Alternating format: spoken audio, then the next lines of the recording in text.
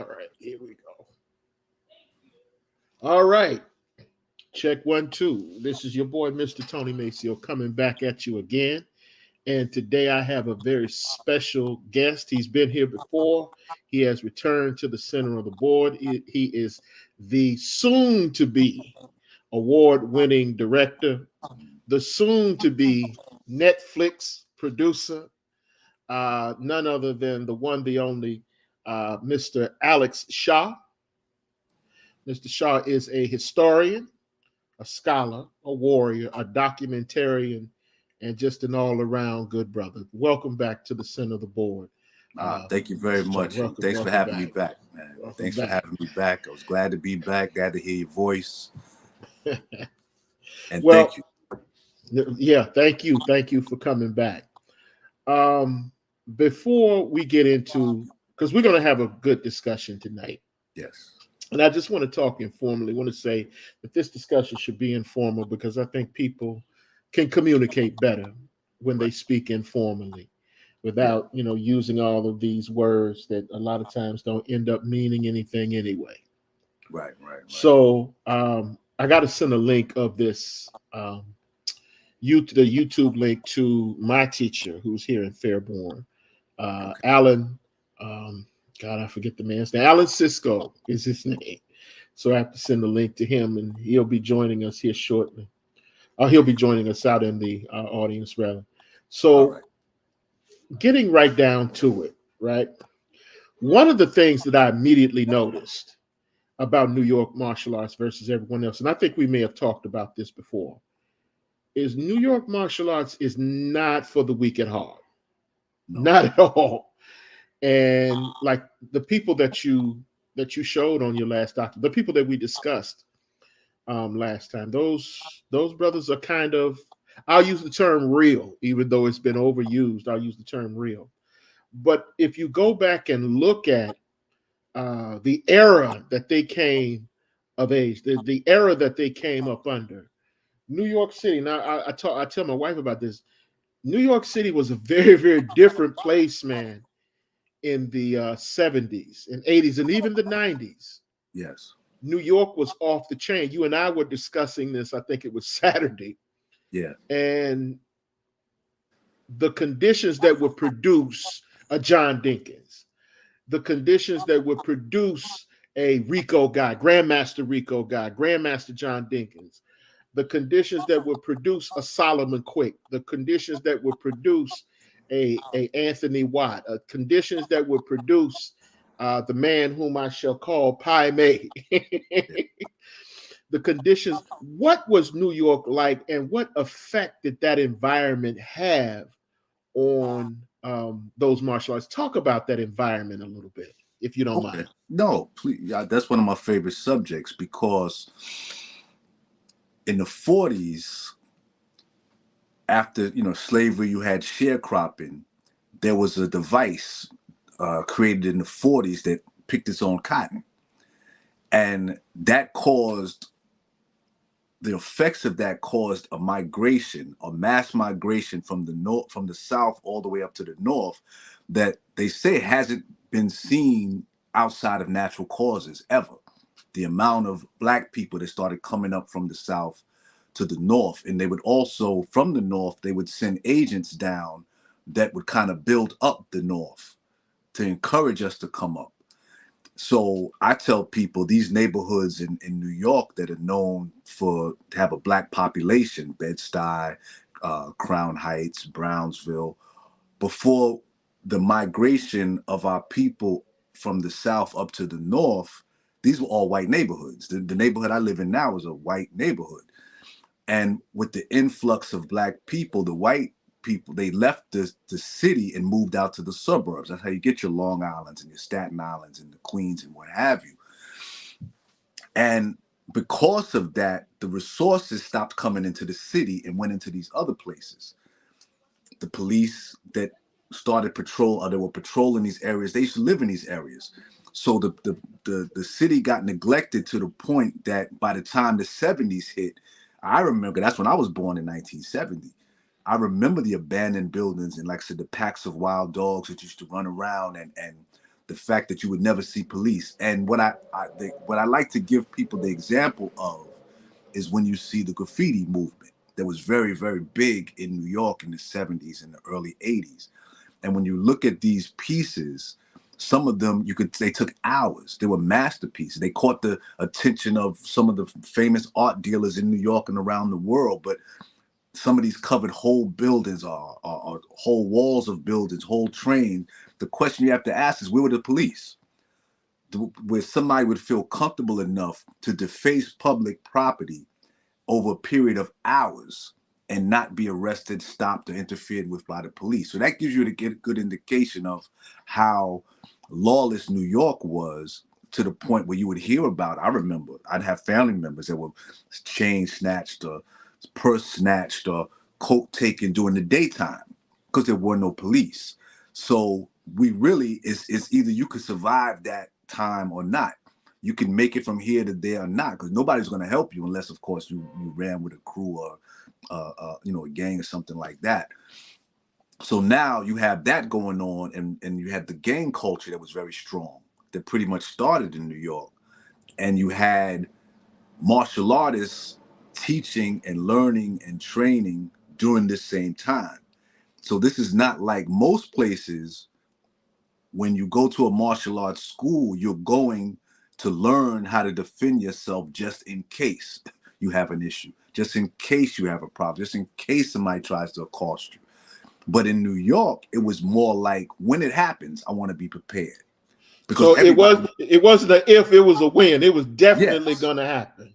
right. One thing, And then, Moses Powell said it beautifully. He said you couldn't walk around in New York like you were lost because somebody would find you.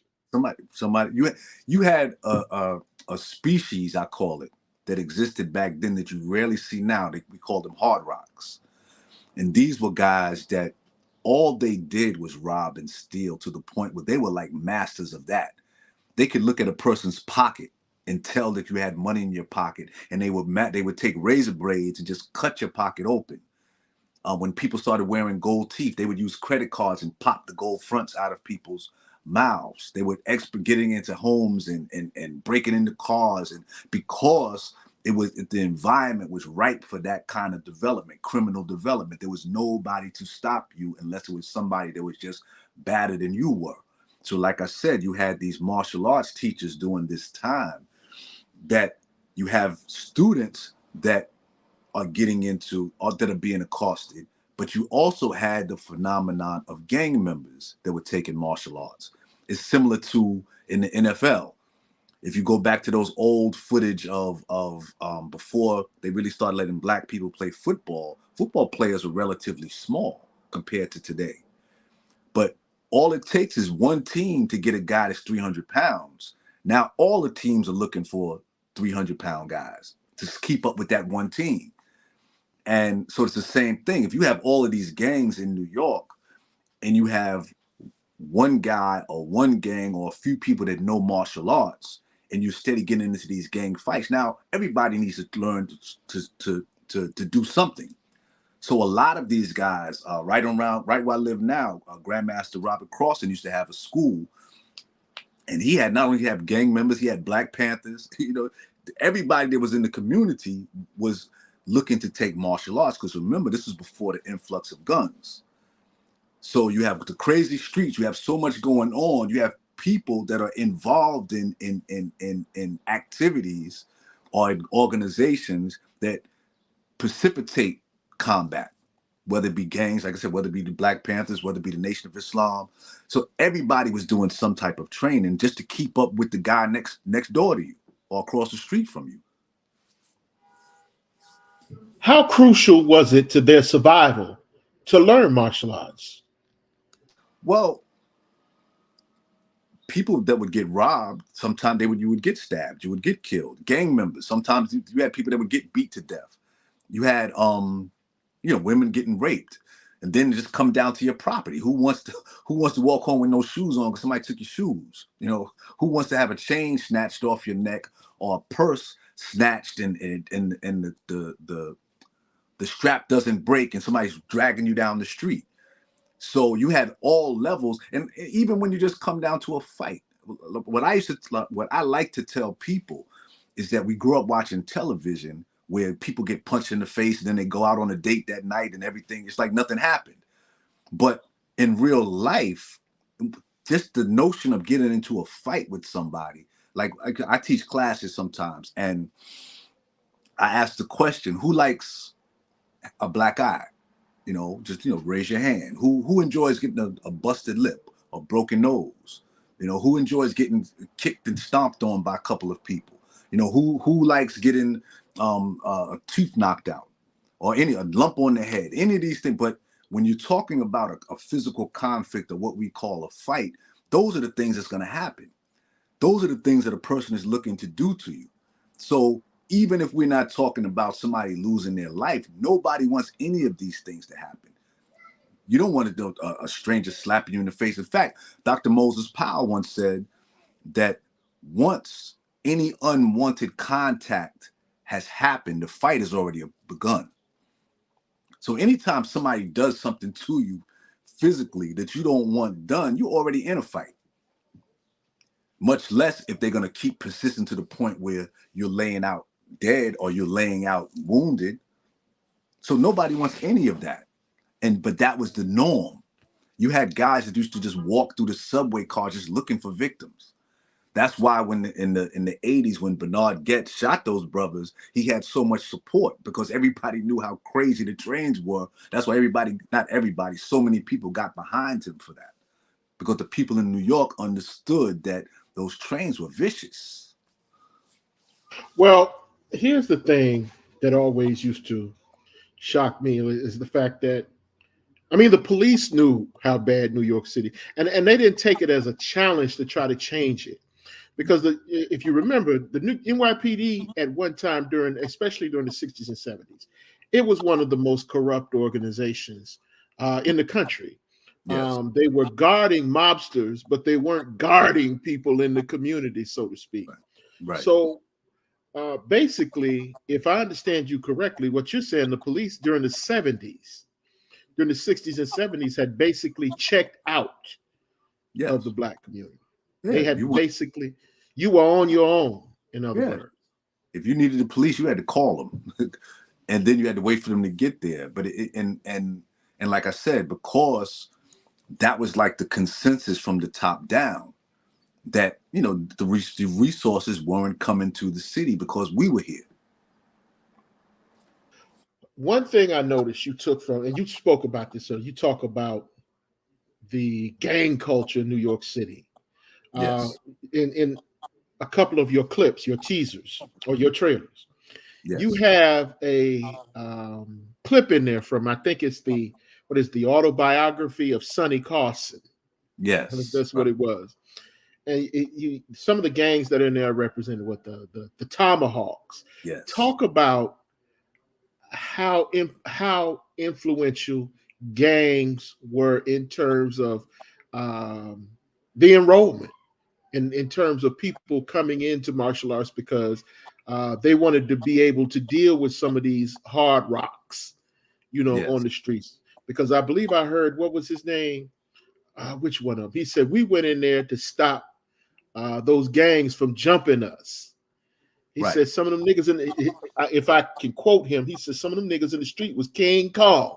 That's a direct quote from him.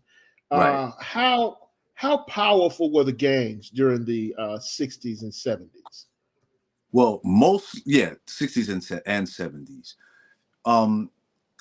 There was, I forgot the number, but there was, in Brooklyn alone, gangs were high. Then you had Bronx, Manhattan, so you had a lot of gangs, Black, Puerto Rican, Chinese, but like was mentioned, I think Kerson Allah mentioned in one of those clips, is that really it started with white people.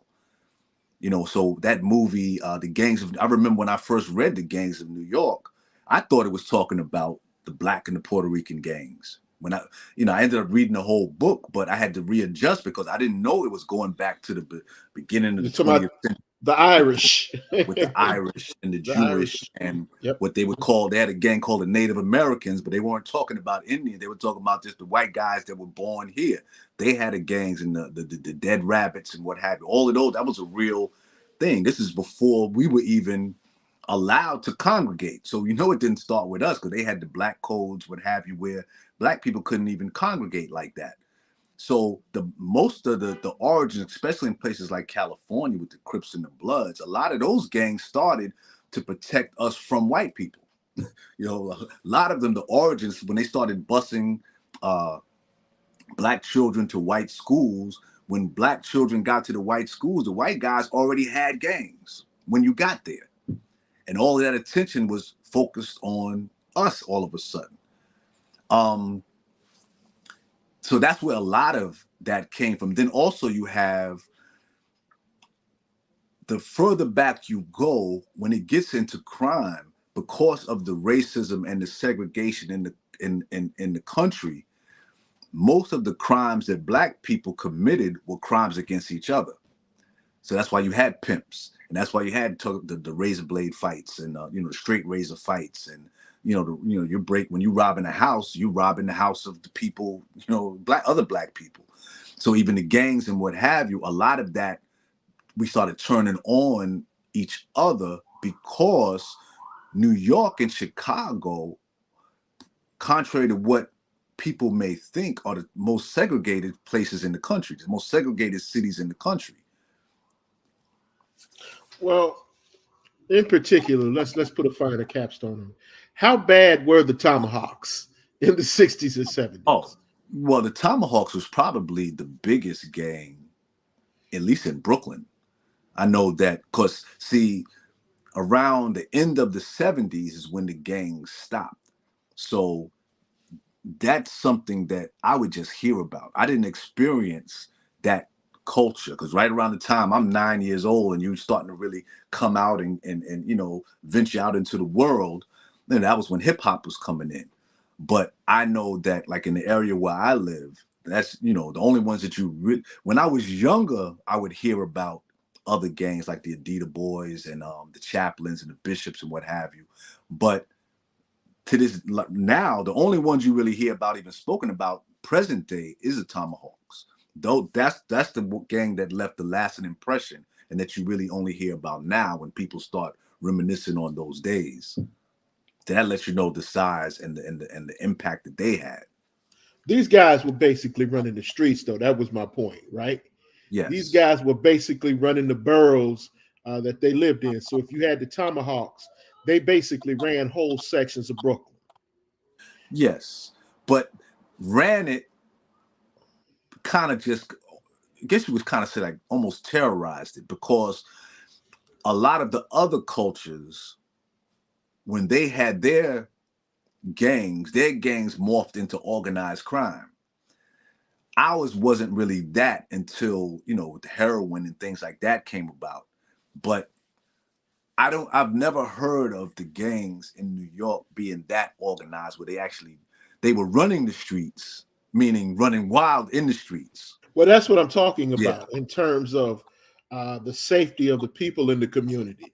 That was thoroughly the monopoly of gangs like the Tomahawks. I think he said the Brevoort brothers, or the Brevoort boys, or the black, later on Africa Bambaataa with the black spades, right, and whatnot. These people basically, they were the arbiters of who went where on what block.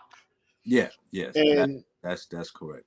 One thing that I noticed, I did a qualitative comparison between the conditions or the level of violence in, like, let's say, the period of warring states in Japan.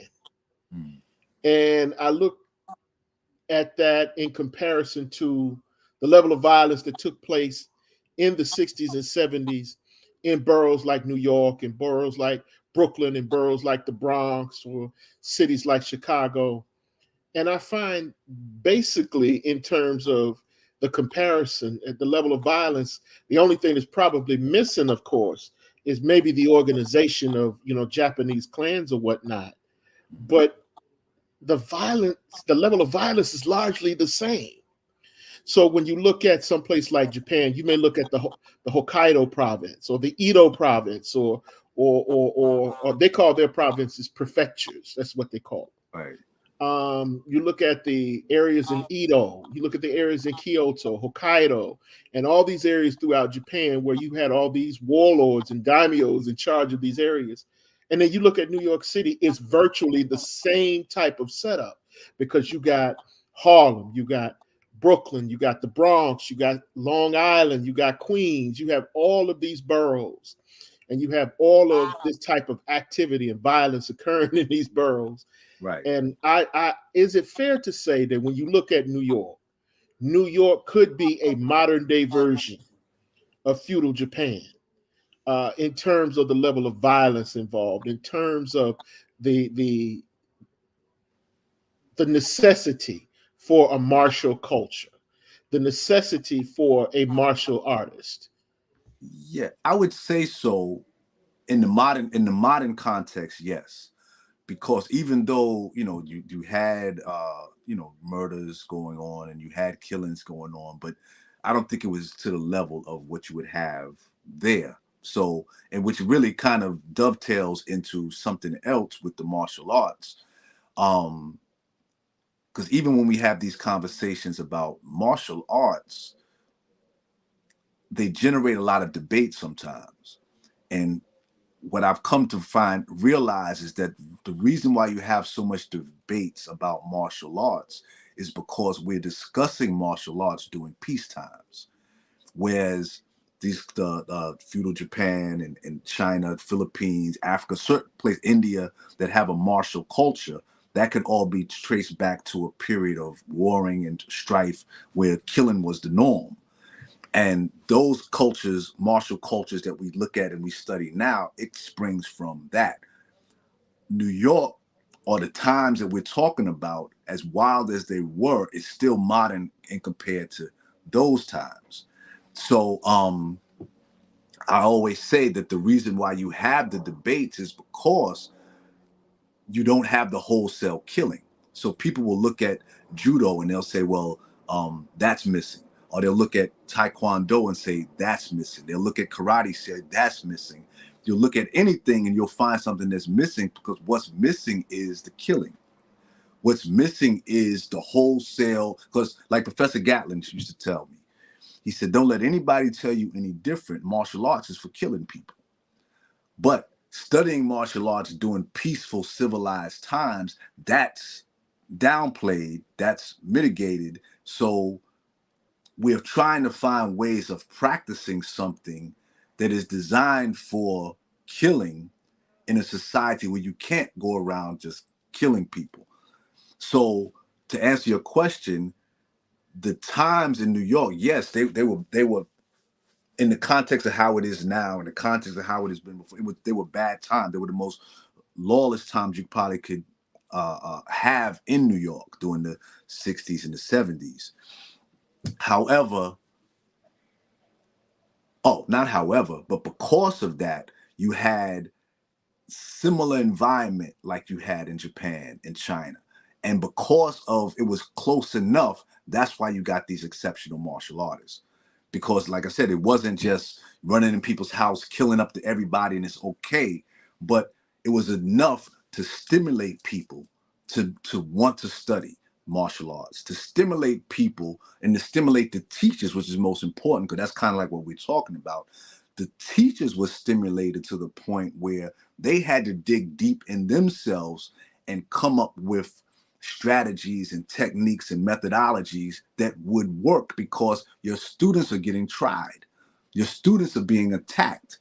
So the greatest ones are the ones that understood that, and they were able to see past what, say, their Asian teachers may have taught them. They were able to see past the limitations of karate and kung fu and even jujitsu. And the only limitations were is that it wasn't created for where we were. It's like, for instance, Grandmaster Law Freedom once told me that I think a Taekwondo master once came to him to be a student. And Grandmaster Law Freedom was baffled that why would you're an accomplished martial artist. Why would you want to learn from me? He said, because In Korea, we have all of this space and all of these trees, but here you have elevators, and sometimes there's ice on the ground. Sometimes there's stairwells. There's gangs. You know, I wasn't trained for that, so I'm coming to you to help me to modernize and to contextualize my martial arts based on the reality of where I'm living now, and that's what our greatest teachers. That's what they were able to do. That's a brilliant segue. Let's get into some of that. I'm going to throw a name at you. Sure, I'm going to throw a name at you. And I want to talk about some of these people. sure. And these people were so exceptional to the point that someone saw fit to forget them, Mm. which means that they were really good, usually. Yes. Rico Guy, Grandmaster Rico Guy. Talk a little bit about him. And we're going to go on down the line with the rest of them, but talk about Rico Guy, where he came from, what style or what art did he practice, and his place Okay. in the pantheon of New York martial artists. Okay. In the small documentary that I did on Professor Gatlin, I made a statement that out of all of the martial artists, over 40 that I met and interviewed during the course of me putting together this project, Professor Gatlin and Rico Guy represented the strongest. I remember going to Grandmaster Rico Guy's dojo, and he had one of those old milk crates, and he just had anything, whatever he found that was heavy, he threw it into this crate. So you had old, the plates for the weights, he'd have some of those, some dumbbells, some bricks, anything that was heavy, he just threw it into this crate. And he would take the belts for the gi, like a black belts, and he made a backpack out of the crate with all of this crap in it, right? And he would just run around his dojo. Grandmaster Rico Guy, originally, he's from Brooklyn. His dojo was in Greenwich Village, and from what I understand, it's actually the him and Grandmaster Denkin. I don't know which one is longer, but those are the two oldest dojos in the city of New York, meaning that they've been in one place for the longest amount of time. Grandmaster Rico Guy, his disciplines were Japanese origin. So when I went to his dojo, at a certain point, let's say at 5 o'clock, his students would start coming in. His first class would be Iyato. And before I met Grandmaster, I didn't even know what Iyato was. And Iyato is the art of drawing the sword. And in martial arts, that's almost like going back to graduate school or getting a PhD. That's high level martial arts when you start getting into that real swordsmanship. Not just somebody you see taking a picture with a sword, but to study the sword. That's very technical stuff. So you had Grandmaster Rico Guy with the you go at 5 o'clock, he would teach Iyato. Then let's say at 6:30 he would have Kendo. Then at 7:30 it would be karate. And then at 9 o'clock he would have the jujitsu class, and he taught all of them. So he had mastered various Japanese arts, so much so that the story I like to tell about him is he was telling me about when he went to Japan, and he went to a dojo in Japan, and he began fighting the students in Japan till he beat everybody that came in front of him. He beat them, and he's telling me how he beat them. And then his wife Penny, who actually passed a couple of months ago, she was sitting next to him, and he's telling me the story of beating all of these guys in the dojo in Japan. And she says, "What about that one guy, Rico?" And he said, "Yeah." He said at a certain point, the sensei of that dojo, after he had beaten all of his students, the sensei came out to fight him. And he said, "But by that time, I was so tired, I couldn't even pick up my arms." He said he whooped my ass. He said after he whooped my ass, he told me, "See, now you can't go back to America and say that you beat the sensei." But the sensei was wise. He waited till he tired out. So Rico Guy was a warrior, and one of my fondest memories was the first time I went to go see him. He is a New York guy. He's a Brooklyn guy. His dojo's in Greenwich Village. but he would make you these Japanese teas. You know, that's the first time I ever saw the tea that you put the tea in and just opens up like a flower. And if you drank, he would give you the sake. And his dojo was his home. You know, he lived upstairs. The dojo was downstairs. So he had a very martial life and a very martial existence just on how he lived. I noticed he was saying, what was the scenario where he was talking about that him and his students, he said we beat them with those Oh, bokens. right. What was that about? You know how you have those medieval, I've never seen it. I've seen it on TV, but when you go there and it's like medieval times and you pay to watch them have fake joust and things like that. Right. Um, his instructor, who was Japanese, was, I guess, friends with the guy that was over these medieval events.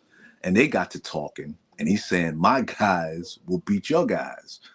So they set up something for them to come together.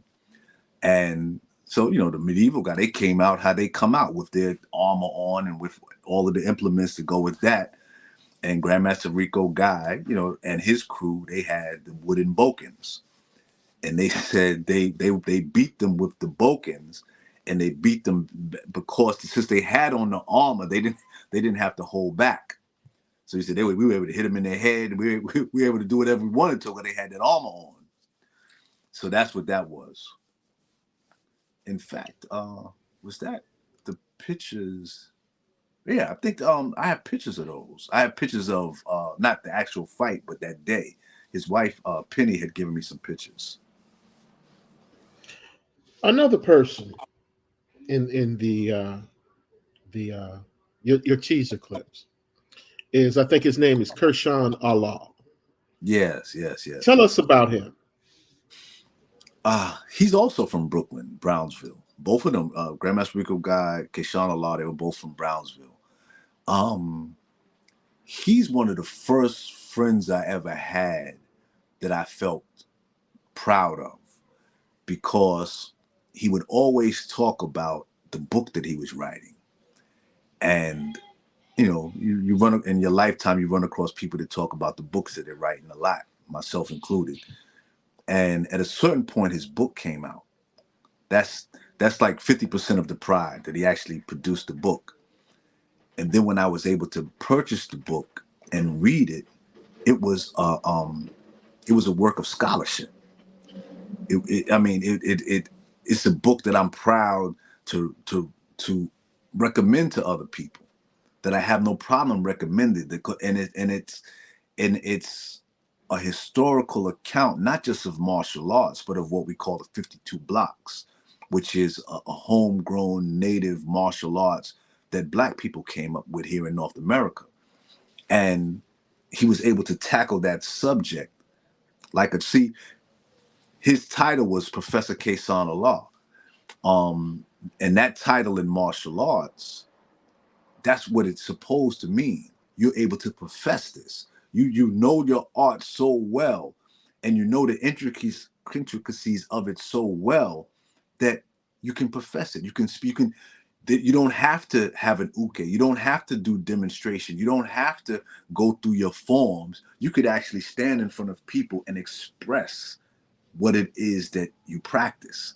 And he was able to do that with his book. And that's outside of him being a dedicated and a great martial artist. My greatest memory of him is that book. Yeah, because he. And let me Go say ahead. something else about him. Him and Yeah. Grandmaster of Freedom. I went out of my way to interview them because of their age, they touched on three things that mean a lot to me: martial arts, hip hop, and the 5% Nation. So I really went out of my way to get them because I wanted to interview them because of their being able to speak on all three of those things that kind of like these are the things that I looked up to because they're a little bit older than I am. So when I was coming up, that's the scene that they had created. So now at this point in my life, I looked forward to be able to get somebody who was that generation right before me and able to shed light on these things that I observed or I looked up to, or that I aspired to when I was a child. Okay. Solomon Quick, Professor or Grandmaster Solomon Quick. Yes, Solomon Quick, he was actually my daughter's teacher at the community center in Canarsie, Brooklyn. And he was also a classmate at one point of my original teacher, Latif Sadiq. They were students under Dr. Moses Powell in the 60s. The thing that I would say that stuck out the most about Grandmaster Quick is he represented a door to a lot of those other martial artists that you see in my work. That the Long Island group, Archbishop Russell James, Aaron Keoshi, Aaron Allen, Professor Ali, and who else is out there in Long Island? Yeah, but he was the door that led me to all of them. And him being a teacher in Brooklyn, and I remember, was he in Korea? No, but any of the people, martial artists that have been to Korea and know the Koreans, I always ask them about the rock soldiers of Korea, the Republic of Korean soldiers. And I remember asking him about one, and he said he actually fought a rock soldier, and he said that the rock soldier kicked him so hard that if it wasn't one of these cars parked on the sidewalk, he would have kicked him into traffic. So those are the things that I remember about Solomon Quick. And what style was he proficient in? Jiu-jitsu. He was mostly a Jiu-jitsu. jiu-jitsu. Yeah. Okay. Let's talk about Professor Washington. Okay. Now, yeah, I see Professor Washington a lot. When I first met him, he had just come out of prison after doing 10 years. And he's a student of Solomon Quick from a child. The thing that fascinates me about him after knowing him for, over 10 years is that I was with him the day that he had the grand opening. That, in fact, the grand opening is the day I met the Archbishop, and the day I met Aaron Allen, as well as others. But he's been able to do something with that school in Long Island where the children, the parents, the grandparents, I've never really seen such a community being formed around a martial arts school. He has all, black, white, Spanish speaking. He has all types of students, and it's like everybody's involved. Like I said, even the grandparents will come out to watch. The parents, you have some of the parents and the children. They're both students of his. So I'm proud of him for that, because I watched, like I said, that first the grand opening. I was there, and I just did a job for him about last month, where there was a tournament, and that's what I was able to observe. And he's always had that. It's always been a family thing, and his students and the parents of the students, they trust him. And that's the thing that when I think of Professor Ali, that comes out more, because a lot of these is great to hear of the escapades and the adventures that these men had, but really, for those of us coming up as students, their greatest attribute is their ability to teach, because that's the only thing that can really benefit me outside of entertainment. Is how well can you pass on what you know to maybe to me or to my children or to the community or what have you. But once you get all of the theatrics, and you get all, like I said, of the entertainment aspect out of it, it comes down to who are the teachers. And so that's what I respect about him the most, is what he's been able to build since he's been back in society. Anthony Watt, Sifu Anthony Watt. Um, I said that Grandmaster Rico Guy and Professor Marvin Gatlin were the strongest. I would say that Sifu Watts is one of the toughest. I liked what he said in one of those clips about he's one of the ones that prove that you can be hard and come from the suburbs. Because he's in White Plains, New York. He's one of the ones. His system that he practices now is a combination of Wing Chun and Sanuka's Jiu Jitsu. I like, and also what people don't realize about him is he was taught by a student of Grandmaster Ipman, called his name of his teacher slips my mind. But so he's like third generation, Wing Chun from Ipman. It was Ipman. Ipman taught his teacher, and his teacher, taught here in New York. So he has a great lineage, but more importantly, he was able to take that art of Wing Chun, and like I said, he was able to apply it to his realities, modern day living in New York, and that's what attracted him to Dr. Moses Powell. I remember him telling me a story that I think he was in Tennessee, because he's done a lot of work with a lot of rappers and in entertainment. He's well known. In fact, I have a list of the songs: Blackstreet, Nas, I think the Locks. All of them have mentioned him in their songs here and there because he rolled with them as security. So a lot of times, if you know any of their songs, when you hear them say seafood, they talking about Professor Watts. But he said he was on a tour with the Locks once, and it was during Ramadan, and there were some Muslim sisters that were also traveling with them. So after that night, when everything wrapped up, he was sitting in the hotel room with these sisters, and they were about to break their fast. And Tennessee is like one of these. It's a pimp city. You have a big pimp culture, or at least they used to. So Right. so 2 or 3 brothers, they just walk into the room where Sifu Watts and these sisters about to break their fast for Ramadan.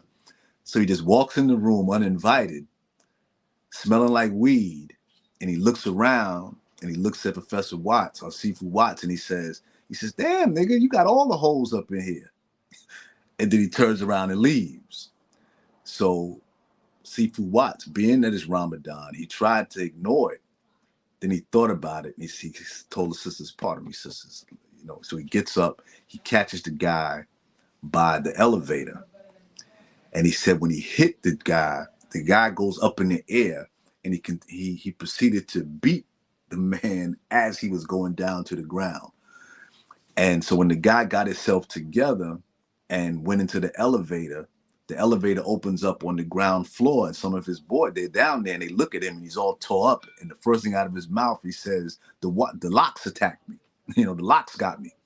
So I don't know if he didn't want to admit that one guy did that to him, or he just was that discombobulated. But the beating he got from one man, he put it on the Locks. All right. Let's go on to someone who I think we just recently lost him. Grandmaster Marvin Gatlin. Talk Yeah. about him, his invention, and his contribution to New York martial arts. Yeah, that Professor Gatlin was truly, truly great. And what made him great is because he left something behind.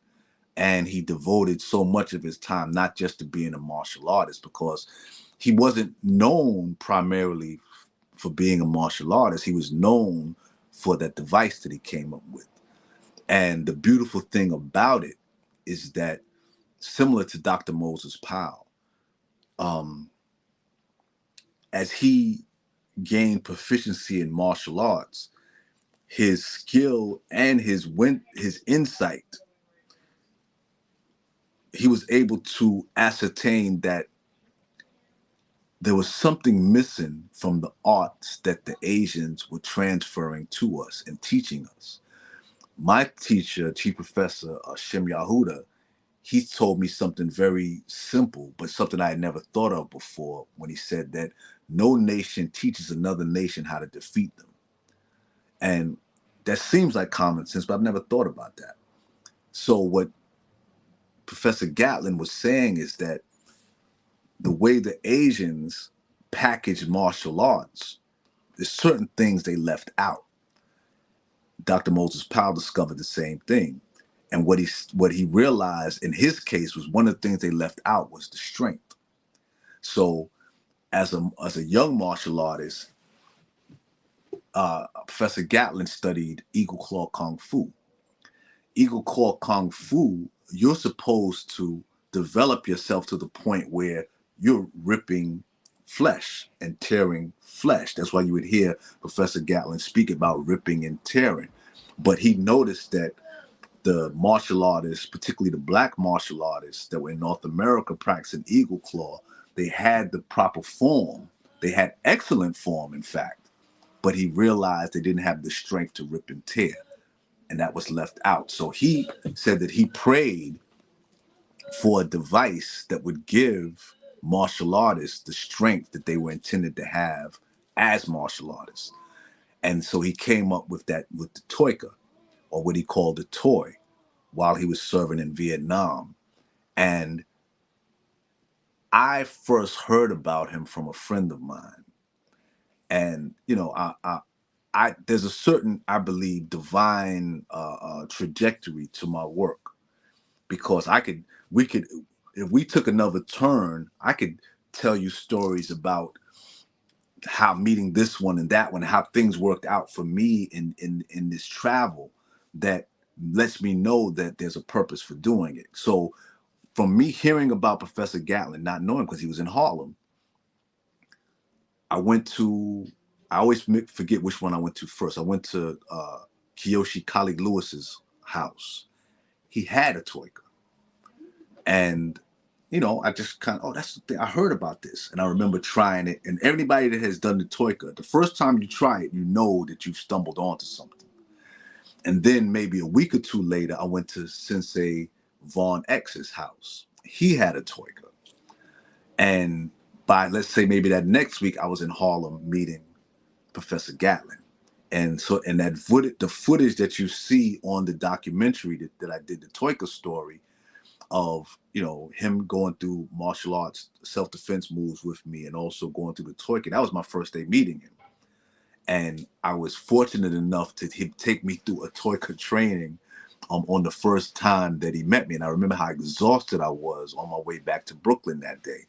But he's a very crucial part of New York martial arts and his contribution, because just the intention alone of producing a device for us that would give us strength, true strength, not bodybuilding, not even powerlifting, but strength that you could utilize. I like to say that, like when you see in karate, and they're doing the punch. One of the things that they're doing is they're developing bone alignment, because from your fingertips to your shoulder, you have 30 bones. In order to hit somebody and to hit them effectively, those 30 bones, all of those muscles, tendons, joints, bone, everything has to be aligned like it's one entity. So when you're doing that, that's what you're developing, that oneness. That Toika, when you're doing that, it accelerates that. So you don't have to necessarily sign up to a karate school and go through months and months and years, however long it takes to develop that, doing that. You just work that Toika. And you're developing the strength of a martial artist, whether you do martial arts or not.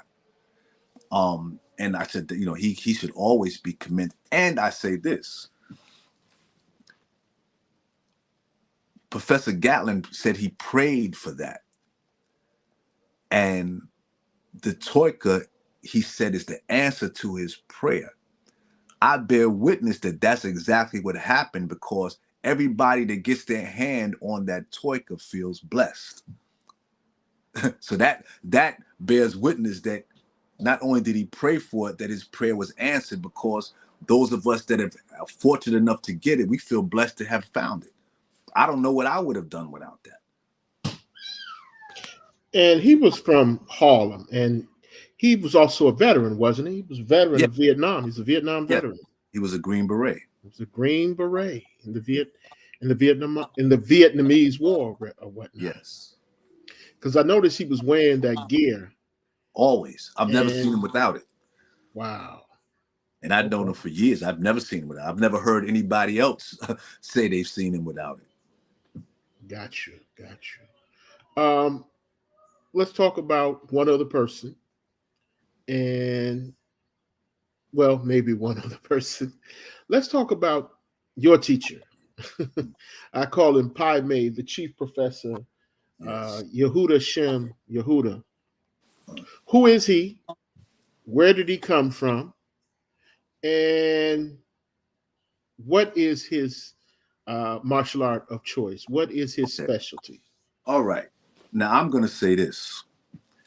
And when I speak about the chief professor, some would get the impression that I'm only speaking so highly about him because he's my teacher. But that's not the case. He is my teacher because of these things. Because when I was going through the martial artists here in New York and interviewing them, seeking them down and interviewing them, his name didn't really come up much, and he wasn't on my radar. I found out later why, but I had no desire really to interview him because I really didn't know who he was. His claim to fame to me was being on the famous videotape series, The Fighting Concepts of Professor Moses Powell, where he famously took the brunt of Moses Powell's techniques. So to me, the only benefit of interviewing him at the time my attitude was, I guess it would be cool to get the guy that took the famous ass whooping from Moses Powell. That was his only value to me at the time. I ran into him because he lives not far from me. I ran into him on the street when I had finished all of the interviews. And he began to give me a history that I hadn't gotten from anybody. And let me jump forward before I jump back and say this before I forget, that I interviewed over 40 Black martial artists right here in New York. And I say, and I've been saying, that out of the 40, he would be at the top. He is the only martial artist that I know that has never done anything else since the time he was a teenager. He's only taught martial arts.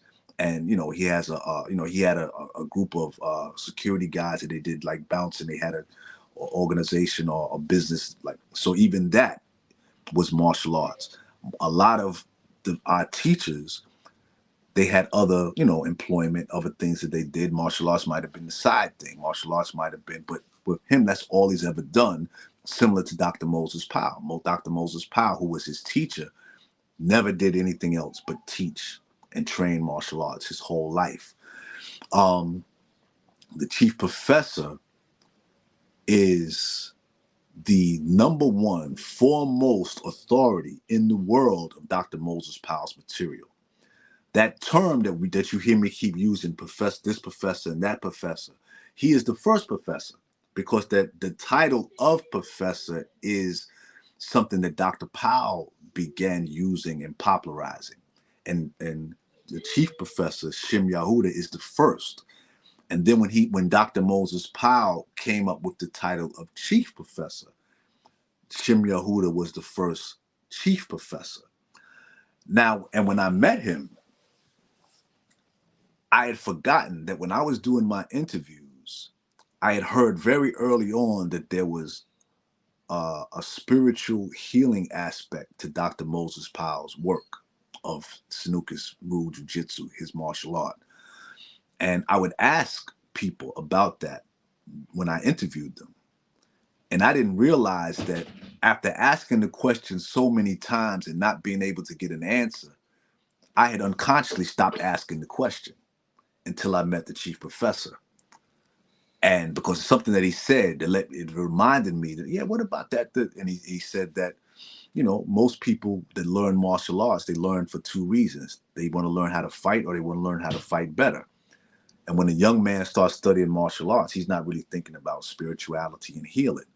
But when that young man grows up to be an old man and he becomes a teacher, guess what? He can't teach spirituality and healing because he didn't learn it when he was a student.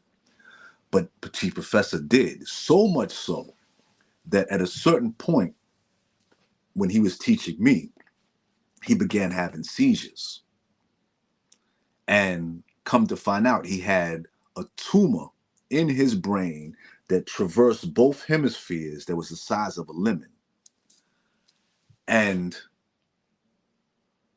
he went to Cornell University, and the brain surgeon who literally wrote the book on brain surgery did the surgery.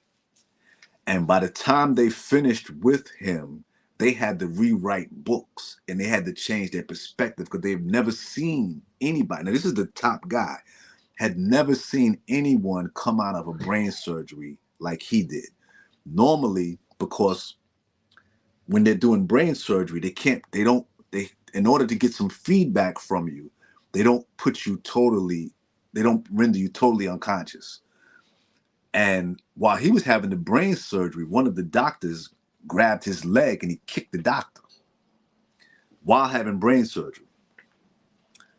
When he came out of brain surgery, now normally once the surgery is done, then they put you under. And when they wait for you to wake up, that's when they find out what you can't do anymore, because they're messing around in your brain. They don't know if they've taken your eyesight, if you're able to talk, if you're able to walk, or what detrimental happened to you during the course of that operation. The chief professor never lost consciousness, and he actually came out of that surgery arguing with his wife. The doctors were standing around, and he made a statement, and the doctors jumped. They looked at, he had two of his students there, and the doctors asked them, what did they say? They said, that wasn't us, that was him. And they were startled that he was even talking. And what was he telling them? He was telling his students how to arrange him in the bed, because he said the way that they placed him in the bed after the surgery, his body wasn't aligned for optimal healing. So he started telling, this is immediately after a brain surgery, he's instructing his students on how to position his body. His wife at the time saw them interfering with him and she got upset. His student had to pull his wife to the side and tell her that you have to understand something about your husband. Your husband is a master of physiology. That's what he does. These doctors don't do that. We're moving him based on his instructions because he is a master of physiology. I watched him. I was with him one day, and they had to put 21 probes on his head because he was having pain. But let me say this about the pain. This same student went to the doctor at one point and told the doctor to increase his pain medication. The doctor pointed to the chart. You know, at the chart they have the different expressions that are indicative of the different levels of pain. Right, and he right. said, why would we change his pain medication? Look at him, because he was sitting there very serene. So his student told the doctor, said, you don't understand. This man has been managing pain for 40 years. He's never going to show you what you're waiting for on those charts. But I'm telling you, he's at about a 7 or 8 now. For the last couple of days, he's been managing his own pain. But you need to give him something, because eventually he's going to get tired. And when he gets tired, he needs to have some of your stuff to mitigate some of that pain. So some way or another, they knew from the scans that he was in pain. And they said he shouldn't have been in pain at that point. And just the putting on those probes was painful. And the nurse said, you know what, we're going to postpone this procedure because you didn't come here to suffer. But the doctor came in and said, no, we shouldn't postpone it because you shouldn't be in this kind of pain. And we need to see if you're having brain seizures. So he listened to that. That made sense to me. He said, okay, go ahead. So what they did, they had 2 nurses working on him at the same time, applying those 21 probes. I was the only one in the room. He sat there on the bed with his hands like this. Every so often, his wife would come up and she would say, how you doing, Yehuda? And he would quote Moses Powell. I only remember one quote where he said, I have to ask him what the other, no, I don't think he remembered. He said, think, believe, and it is so. That's how he answered his wife. The other 2 times he came up, it was 2 different quotes from his teacher. I'm saying that to say that I watched a man who has devoted his life not only to martial arts, but to a martial arts system developed by another black man who also said he prayed for it. And I watched him use the material that he got from his teacher, his brother, and not only come out of a brain surgery to the point where he baffled the doctors, but in the midst of being in excruciating pain after a brain surgery, when asked how he was doing by his wife 3 times, all 3 times he quoted his teacher. That's a martial artist. And I witnessed that. And when they finished that procedure, he was tired. He was exhausted. The first thing he said to me, he said, I just increased my pain threshold. And I asked him, I couldn't tell. I said, you in pain that whole time? He said, hell yeah.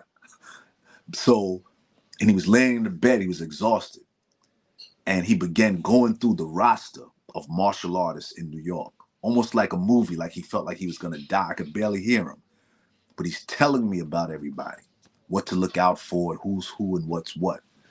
And then at a certain point, he asked me, he said, so what have you been working on? Meaning from what he taught me. So I told him, and he said, show me. So his bed is here. It just so happened there was a nice bit of space over on his left side.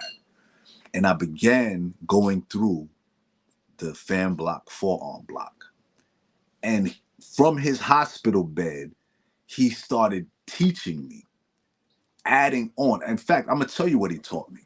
Dr. Moses Powell, being a gang, we were talking about gangs earlier, being a gang leader as a teenager, one of the things that led to his greatness as a martial artist is that the minute he was introduced to martial arts, the filter that he ran everything through was, would this work in a gang fight? Would this work against 10 people? Would this work on a staircase? That's where that modern aspect came from, because that was his personal filter. And you know that back in the 50s, they had switchblades. So Dr. Moses Powell had a technique, I guess we call it his own personal technique. They call it thumb blade, where he would snap his fingers and he had the nail on his thumb. He grew it a certain way that when he snapped his fingers, he could cut you with it. I was introduced to that. With the fingernail. With the fingernail. Wow. I was introduced to that by the chief professor when he was laying on that hospital bed. Because when I did the fan block, forearm block, he showed me to add on to what he showed me, the thumb blade. And not only did he show me the thumb blade, he showed me how to put body weight behind it from his hospital bed. And as he was teaching me, his voice got stronger and stronger till he sounded like he does on those videos that we do. As a matter of fact, let's take a look at this. That would be a good time to let's look at one of those videos, if you will. Sure. All right, let's go.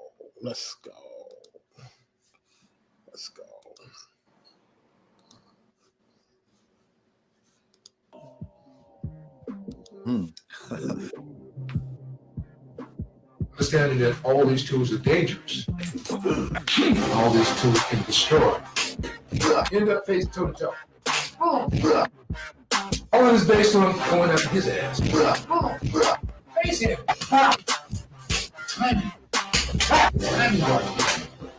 Move the hand over. There you go. So work on distance for contact. Like that. You're making an opening on that person's body. Wow. Before he can regain the posture or regain his balance, you've already given him some pain. God, that shit too. I got a problem with that. Movements angles, steps, positions. That was series 1. Beat him to the spot. Turn. Capture. Set. So I'm learning something about me as I learn something about the person's body too. Converted muscle. That's your target. The converted muscle for the block. You have to optimize the arsenal. The body do what the body do. Even if I cut across the forehead. With the fingers. Say this stomach stick out this far. I need to cut it in this far to get a slice of it.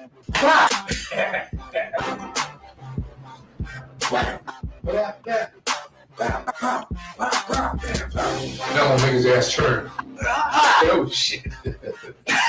As I work these tools, boom, they give me different things.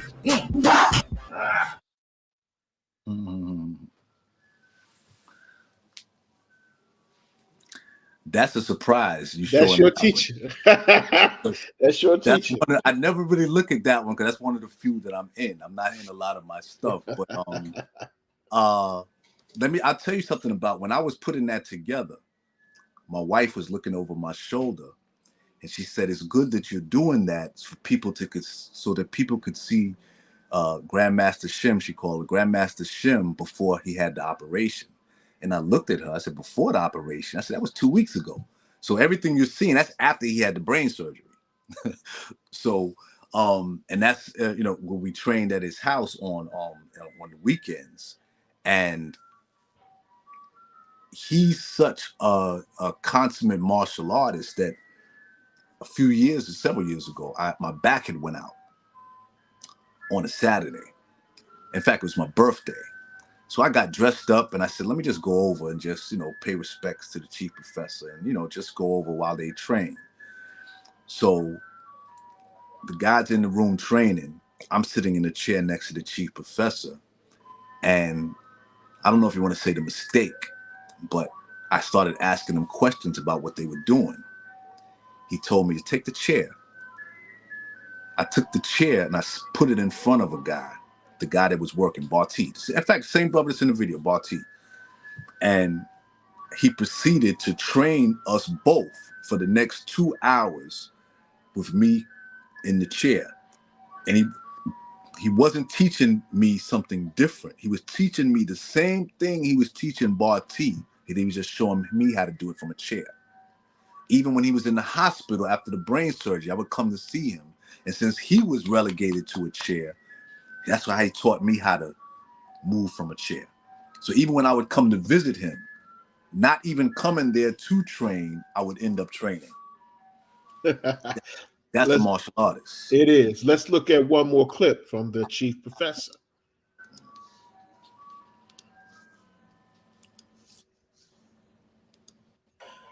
Men go to war. Women and children fight. That way tomorrow they can be friends and all that other old good stuff.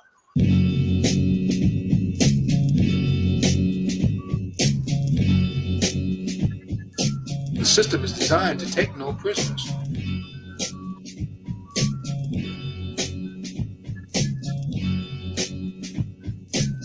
There are no prisoners of war.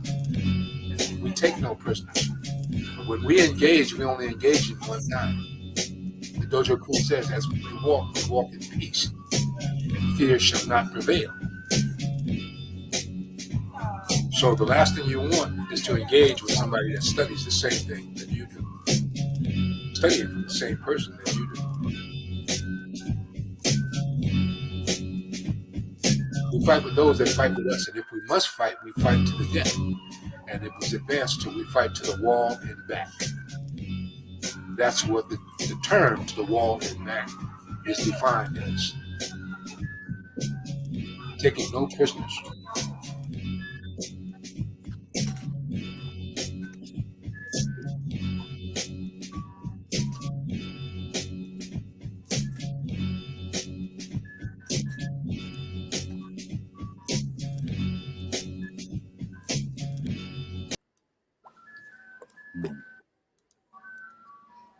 to the wall and back,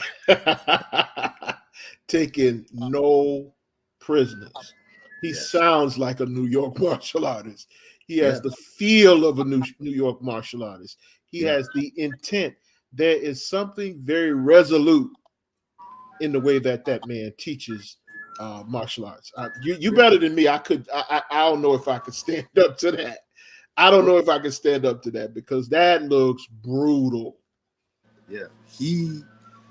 Whenever I would, because I said we live in the same, vicinity, and there were times where he and I would be in the park, and I would try to introduce people to him that said they want to train. Without question, his first question to them would always be, "How are you with pain? Because this shit hurts." And now that's not something that a person that's trying to get students would say. So when you call him Pai Mei, I told you I started calling him that too because he reminds me of those Chinese grandmasters in the movies that you had to damn near beg them to teach you. That's old school.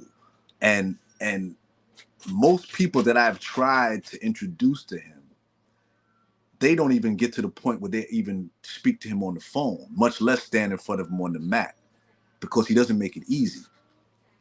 And it was sort of easy for me because of the reputation, the respect he had for my teacher, Latif Sadiq. And that question of how are you with pain, he asked me that one time, but he never let me answer. He asked me, so let me ask you a question. How are you with pain? And as I was about to answer, he said, oh, you must be okay with pain. You with Professor Latif. And we just started training.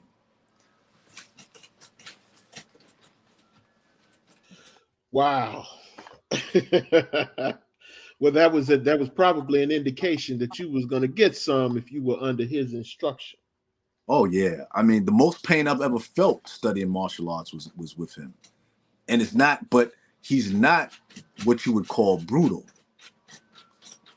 He's not what you would call brutal, but he's real. Like, he has a statement it's from Dr. Moses Powell. He said, techniques to make a man grunt.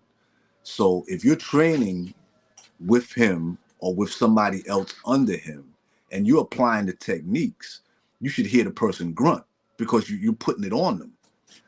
So, if you're going through the technique and that you use the word intent, that's his word.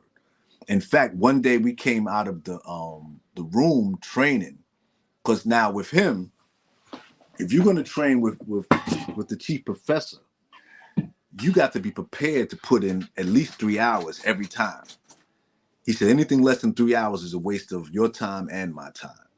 So every time you go see him, it's a minimum of 3 hours that and there's no breaks. There's no breaks, there's no rest. And he doesn't even allow you to wipe the sweat from your face. And that sounds like, I don't know what it sounds like, but like you see you wiping the sweat off your face, that's mine. But the purpose of that is to train yourself so that when you're in actual combat, even the stinging of your own sweat doesn't stop you. I was with the guy I interviewed the other day, Ken Shadow, and he had 2 knives that he had custom made, and he showed them to me. And we were talking about the chief professor, and I said, if the chief professor would have been anywhere in the vicinity when you pull those knives out, whatever he was doing, he would have stopped. And all of his attention would have been on you till you put those knives away. Serious, serious, serious. Let's turn our attention now to the late, great Grandmaster John Denkins. What can you tell us about him? My best memory of Grandmaster Denkins in Brooklyn, for somebody like myself to be going around doing a project called the Grandmasters of New York and interviewing the black martial artists in the city, to go around Brooklyn and to say that, I can't count the number of times where I would tell people what I was doing. They would look at me and say, do you talk to Master Denkins? Really meaning saying that if you're doing a project called the Grandmasters of New York and you haven't talked to Master Denkins, you full of shit. That's what their look said. And before I met Grandmaster Dinkins, I remember going by his dojo one Saturday, and it was closed. But it had those old school gates where you could still see through them. And he had the trophies in the window. And the trophies were faded, some of them, decades old. And I remember standing there saying, these are not, trophies of playing checkers or, shooting pool. I said, he fought and bled for these trophies. And this is before I even met him, that my respect for him just increased, just standing in there looking at these 20, 30, 40-year-old trophies. When I did go to meet him, there was a class of young people, and I watched them doing the rollouts that you would see them doing in jiu-jitsu, or more specifically in Sanukis. And when we did the interview at one point, I asked him about that because, he was a Taekwondo. That was his chosen art, was Taekwondo. Taekwondo, they don't do rollouts.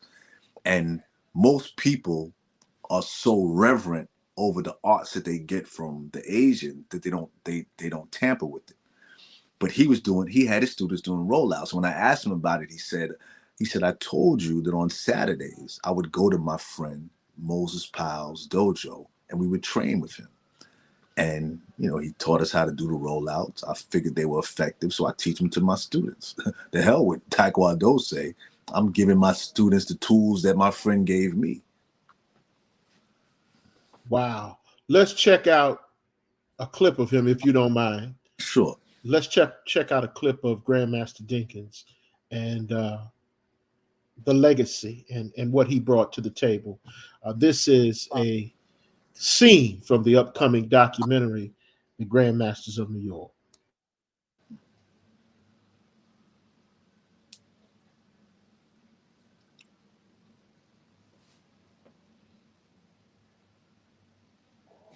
That's why I'm telling you now that I know in my heart of heart we're the greatest in the world.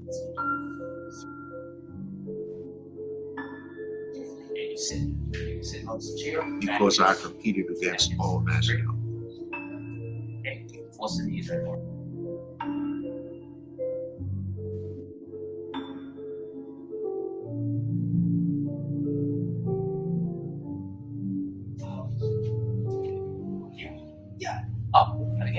I have fought the great ones.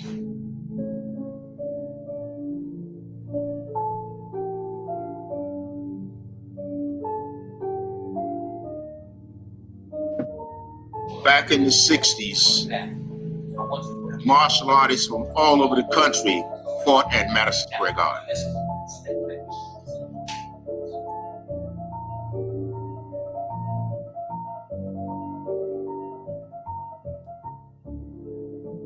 All over the world, even internationally, fought at Madison Square Garden.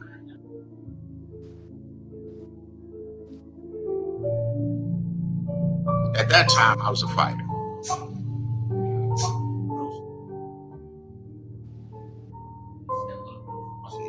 And when you stand in front of me at that time, you stood in front of me. Now, what are you going to do? Because I was for real.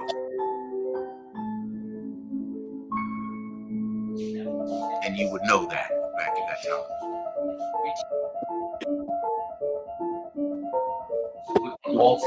I've been a few places, I've seen a few things.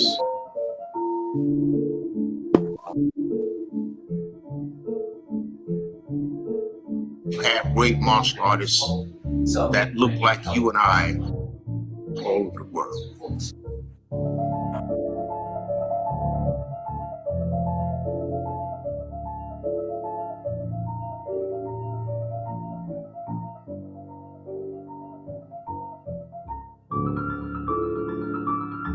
Oh, yes. Yes. Yes. Oh, no.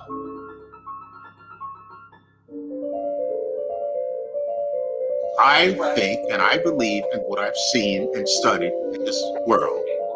But my opinion, we are the greatest that the world has ever known.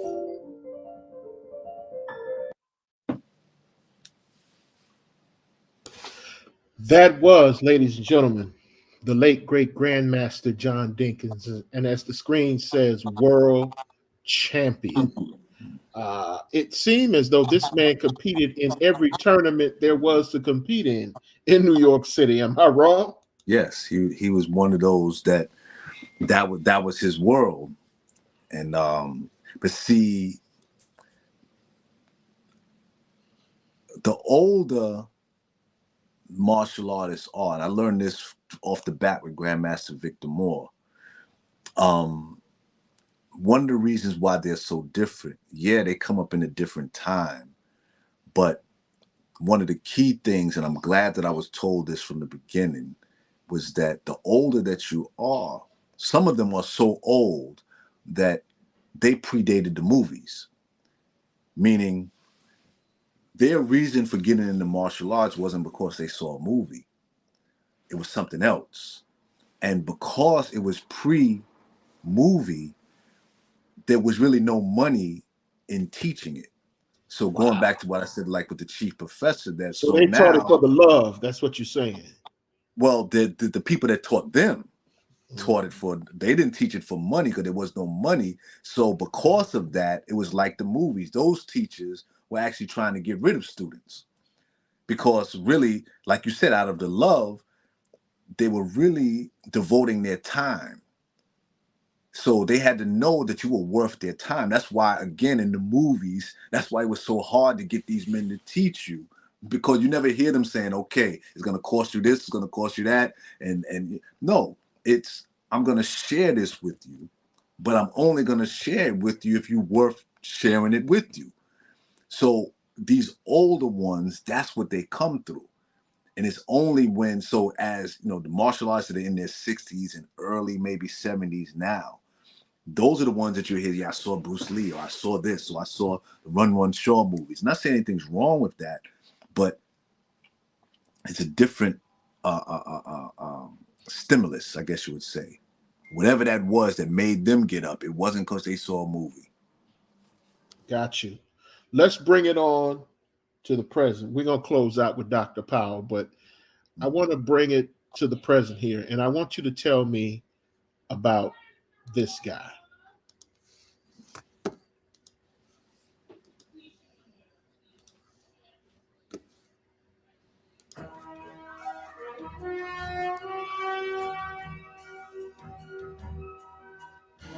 I see what you're getting at. It's, to me, it's all that philosophy basically comes from the original man.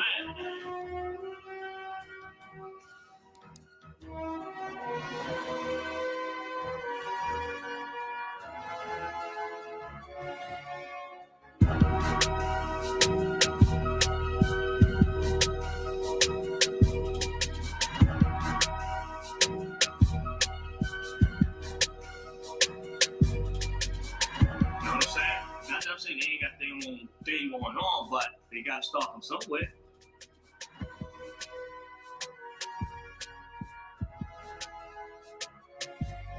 You know what I'm saying? So all the source comes from Africa, then just reached out and expand. It's like we taught them and they be teaching us. That's how I see it.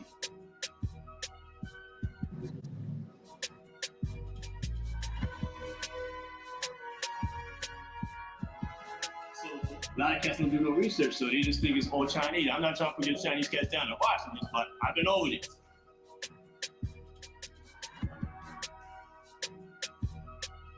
So I look at it this way. I'm a black man, and I don't take nothing away from the other culture or what they do, because there's a reason why I went over it.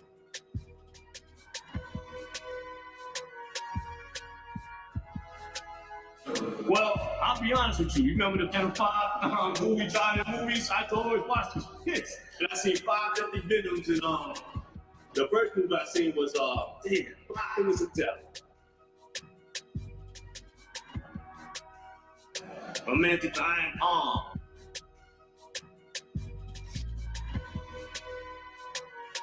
So I said, you know something, take my ass over here and see what it's all about. And I used to hustle back in the days. I'm not going to front. That's how I got my money for China.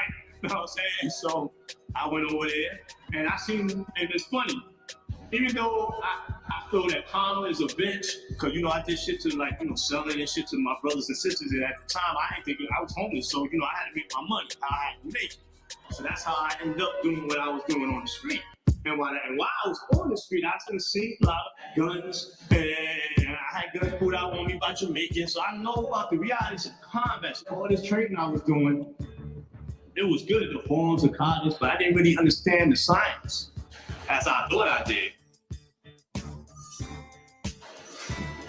Well, I look at it this way. It's like, I mean, actually, when you first go there, it's like, there ain't too many blacks that go to China. First of all, that's the first thing you gotta understand. Mostly like a lot of Europeans, Koreans, things of that nature. So it's not, you could count on your hand the black. I don't remember one brother there that was there when I was over there. And you know, he speak Mandarin fluently. I was impressed and whatnot. He was running, I guess he was running things out there, but he had a lot of chicks with him. So I don't know what he was doing. Maybe he was tempting, I don't know. But I know he was chilling. I had many Chinese teachers. I mean, China, what people know him Master Shah. And while he's out there training, and he taught white priesthood was like the eight system. You know, a lot of hammer type strikes.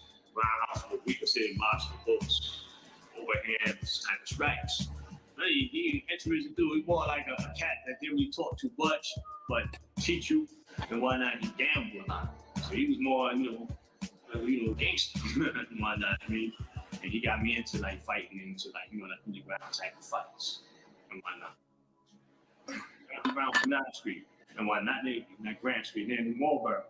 Over that area, that's where he used to teach. That's why I met him at Mulberry. I think that Park Mulberry and whatnot over there. Near the courthouse, matter of fact. But it's hard to explain, man. It's like near with the warehouses and factory looking spots we looking at. It's be different locations all the time.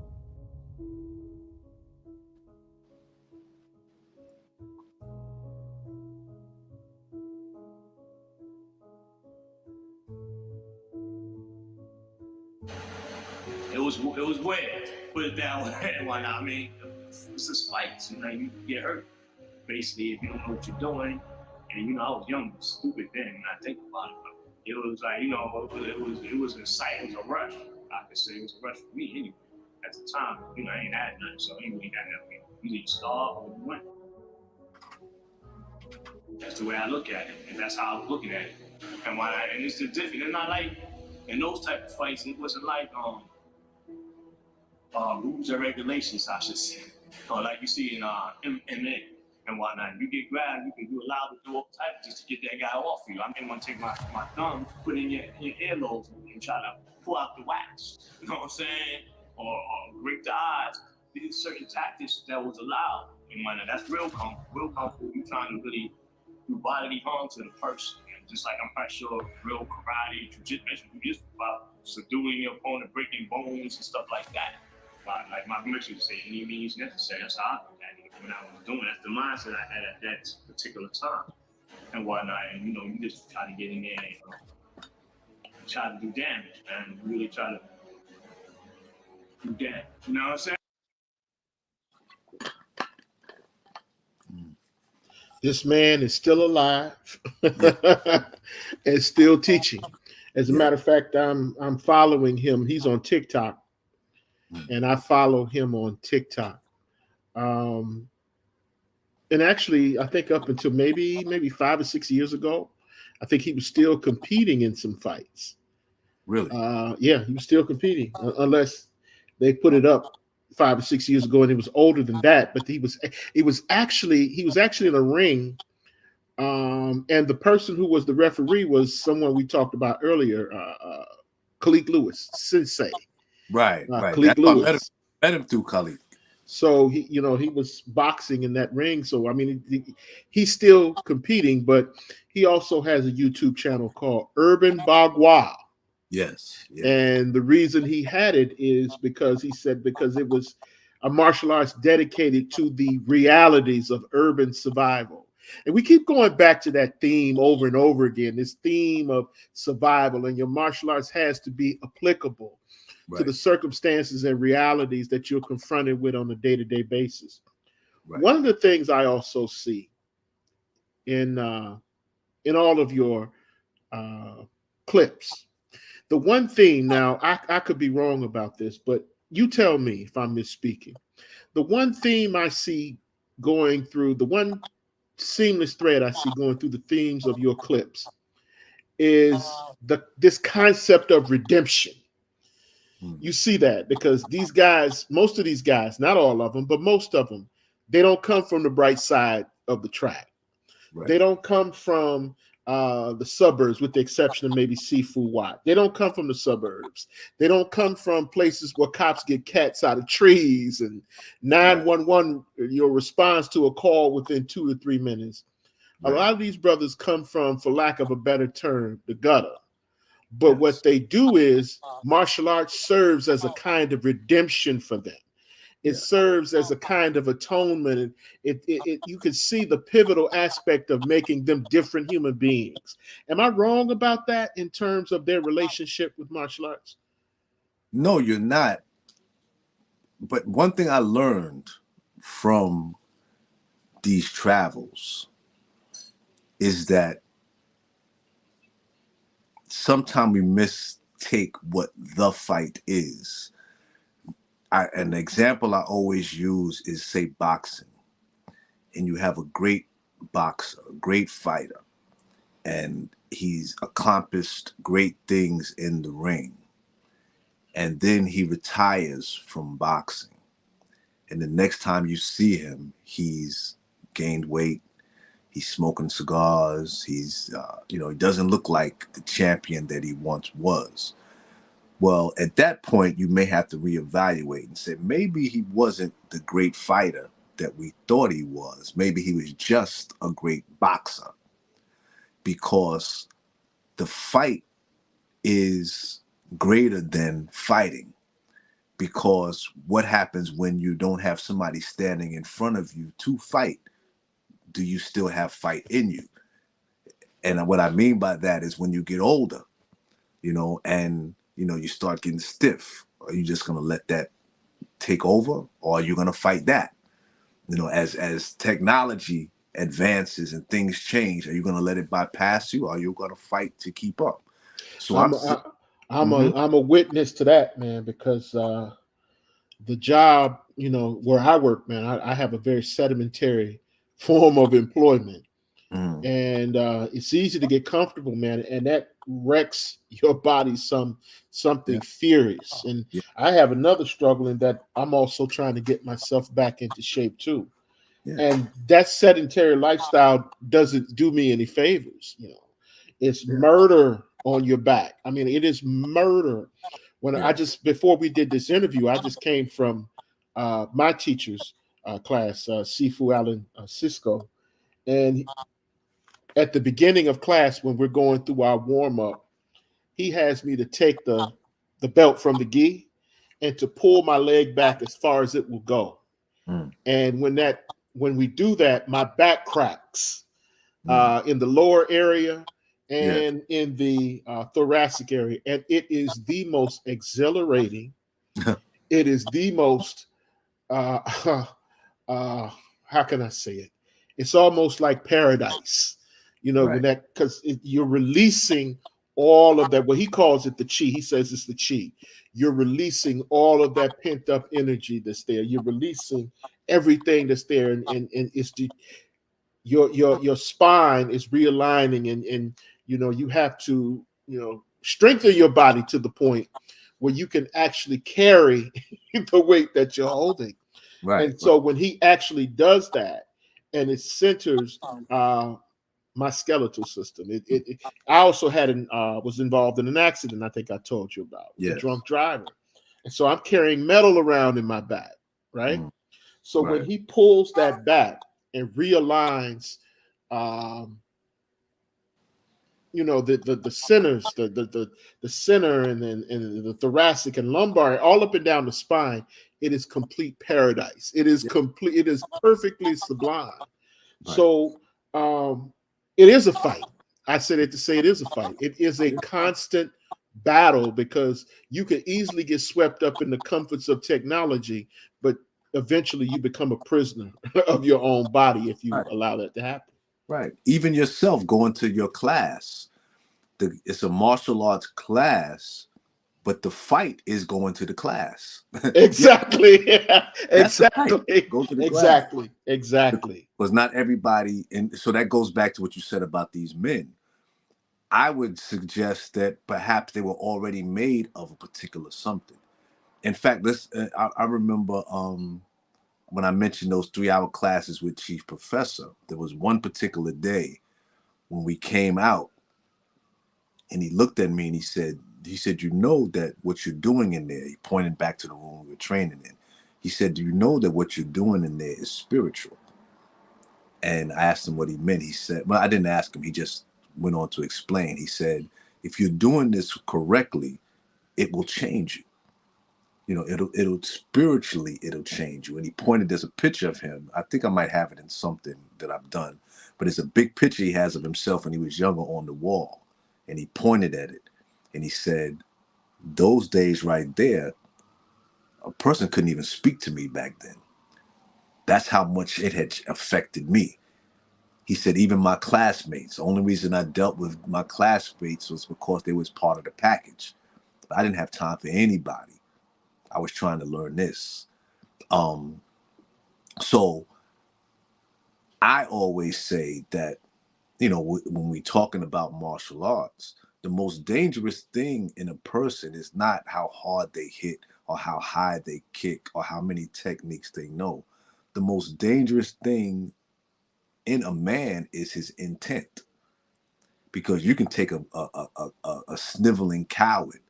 If he's intent on killing everybody in the building, he's going to kill a lot of people. He's dangerous. When you hear about these young guys that are shooting out in the street that has everybody shook up, you never really hear that these guys are sharp shooters. You don't hear that they go out to the range and they practice shooting. You don't hear anything that they even know anything about guns. But so why do they have everybody nervous? Because it's their intent. They're young dudes, they got guns and they'll use them. That's just enough right there. Same thing in prison when the people, they'll stab you, they'll cut you. These are not silat life knife wizards. You know, they're not samurai, ginsu specialists, anything like that. They just will cut you. They'll stab you. The knockout game and all that they were talking about a few years ago, these wasn't boxers. These wasn't on the Olympic team or anything. Just the fact that you had young people walking around with the intent of knocking out strangers was enough to shake up the whole city. So what undergirds any martial artist is his attitude and his intent. When I was incarcerated in my 20s, I was with a friend of mine, well, a teacher of mine from Philadelphia. He was a boxer. Another one of the old timers came to him and said that it was a young guy from Philly that just came in. I want you to take him under your wing and teach him how to box. And my friend Talib said, I could teach him how to box, but who's going to give him his heart? Because he knew the guy. He said, really, you asking me to waste my time? I don't care how much I teach him how to box. If he doesn't have any heart, he's not going to get the boxing off. So I guess what I'm saying is, outside of all of the techniques and all of the training, all of that sits on top of something.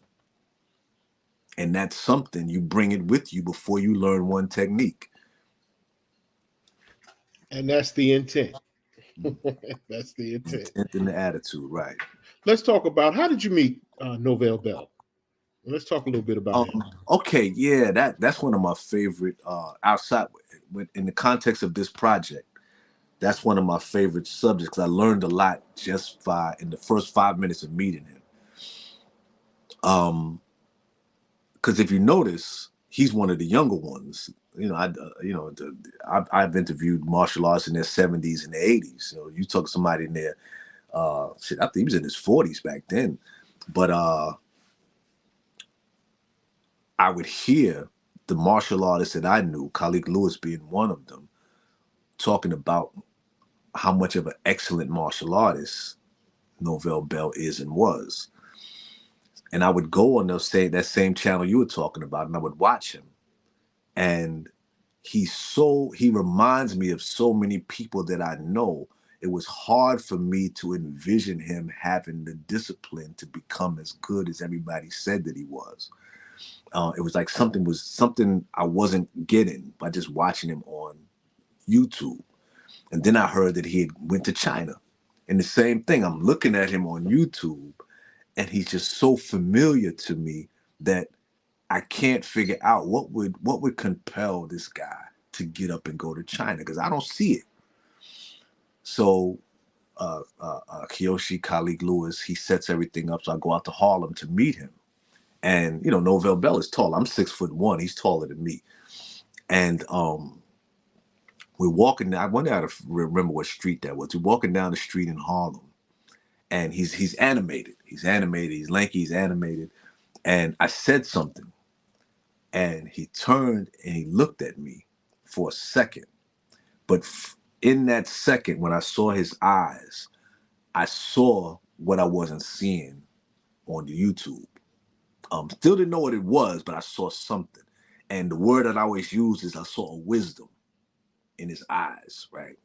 So then it was only a second. Then he went back to being animated and what have you. So when we started speaking, and like I said, I don't like to call them interviews. We just talking. It just so happened that the camera's on. And that's when he started talking about being homeless and fighting to eat and the circumstances of his fighting. So that's when so now I'm starting to see what I wasn't seeing, and it started to make sense. And then when he mentioned, having the money after a while to go to China and learn the iron palm, all of the things that wasn't making sense started to make sense when I heard his story. That's why I said I learned something in the first 5 minutes, because I've learned to be patient with people and to not be so arrogant to think that what I see is everything. Because who says I see everything?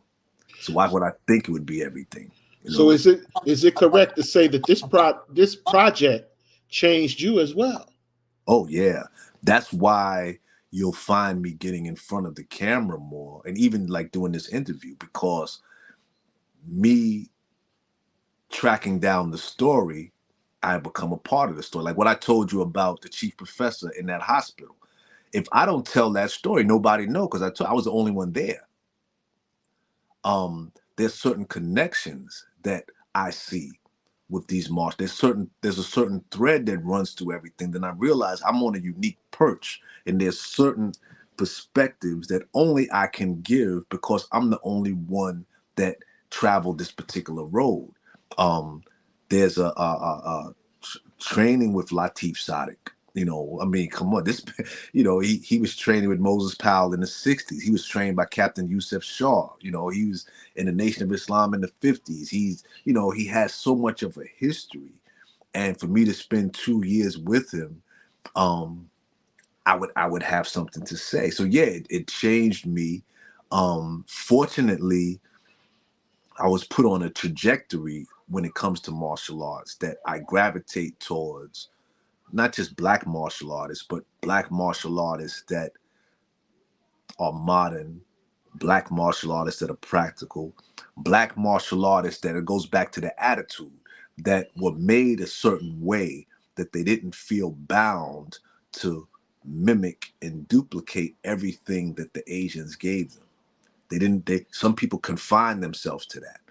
And that's not what I gravitate towards. So yes, it changed me. It has changed me a lot. If my wife were here, she would tell you, because that's what one of the things the chief professor told me. He said, you talk to a lot of masters, a lot of grandmasters. He said, if you really want to know how for real they are, you talk to their wives, because their wives know what they do when they're at home. Do they practice when they go home, or are they just practicing, in the pub, But yeah, so to answer your question, yes, it has changed me, but it changed me from, and one day maybe we'll get into that, because my introduction to martial arts was when I was incarcerated. my first teacher was a guy that was locked up with me, and because of the nature of prison, it forced him to teach differently. Where a lot of things that you might, I don't want to say waste time with, but a lot of things that you have time for out here, you don't have time for in there. So he taught in a very streamlined, accelerated fashion, and So that what? put. Mhm. No. Go ahead. I'm sorry. Go ahead. That put me that and I used to say it spoiled me because I saw how it was possible to teach without a lot of the fluff. And I became very sensitive to that. And it wasn't until I was introduced to Moses Powell's material, I didn't even think that that existed out in society. I just thought I just lucked up and ran across somebody while I was incarcerated, and that everything out here was, belts and they put you on a 5-year track and all of that. Which is, again, nothing is wrong with it. It's just not what I wanted, because I feel that my teacher in prison, he scoffed at the belts and that sort of thing. And for a long time I did. I don't now, because I realize that those that submit to that and dedicate themselves to that, those are the ones that become our teachers. Somebody, that's like saying everybody get a PhD. No, just doctors need patients. Some people are going to be patients, some people are going to be doctors, some people are going to be nurses. So there's a place for everybody. I just think that, and that's what I advocate, because a lot of us, we don't know a lot about martial arts. So you show up at somebody's door not knowing what it is you really want, not knowing how to articulate it, and the person ends up giving you what you didn't come for. Some people are not coming to get belts and to get rank. They're coming because they have somebody that's waiting for them tomorrow to smack them in the face and take their money. So you putting a gi and a white belt on that particular person, you're not addressing his problem. But then you might have somebody like the chief professor who decide, this is something that I want to do. I want to devote myself to it. Yeah. Well, if you want to devote yourself to it, you're going to need to know all of the ABCs and 1, 2, 3s. You got to go through the curriculum. So is it fair to say that this was also a journey of redemption for you as well as the producer? Yes, yes, yes. Because it all really started with a friend of mine who I met in prison. And we were lamenting one day about not doing enough, for our people, and just not living up to what we expected of ourselves. And we had kind of determined that we were going to do something. And the minute that we made that determination, I'm skipping over a bunch of things, but he called me up one day and he asked me, when we made this determination, he calls me, he says, have you ever heard of a guy named Victor Moore? And I hadn't. And I said, well, who is he? He said, well, he's a brother. He said he beat Bruce Lee. He said he beat Chuck Norris. In fact, they call him the man that fought them all. Within 2 weeks, I was in Atlanta at 2 o'clock in the morning in the hotel room interviewing Grandmaster Victor Moore, which was the first time I had ever interviewed anybody. And then while I was down there, I was told that, Steve Muhammad he lives here. I didn't even know who Steve Muhammad was either. And those were the first 2 interviews that I did. And before I even got back to New York, I had the idea of doing something called the Grandmasters of New York, because I said, well, I'm here in Georgia. If I done ran into these 2 brothers in Georgia, imagine who's waiting back home in New York. So that's when I started searching out the martial artists of New York, the Grandmasters of New York. I just met 2 Grandmasters in Georgia. So I've set out to meet the Grandmasters in New York. And that brings us to the man himself, the myth, the legend. This is a good way to go out. And I want to ask you some questions about him, and we'll go ahead and let you go to bed. We're going to keep you up too late tonight. Let's talk about this guy.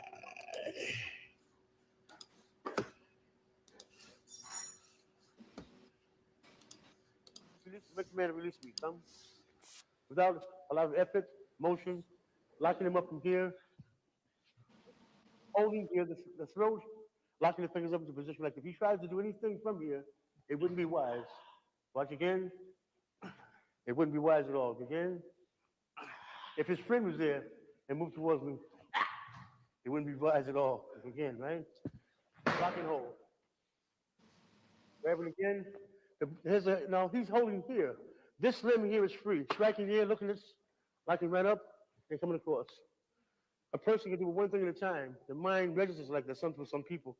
Right? Locking him right up, coming across, taking him down, to arm spin. Right?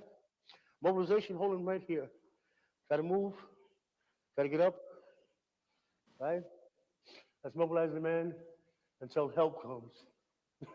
Help. Right? Okay.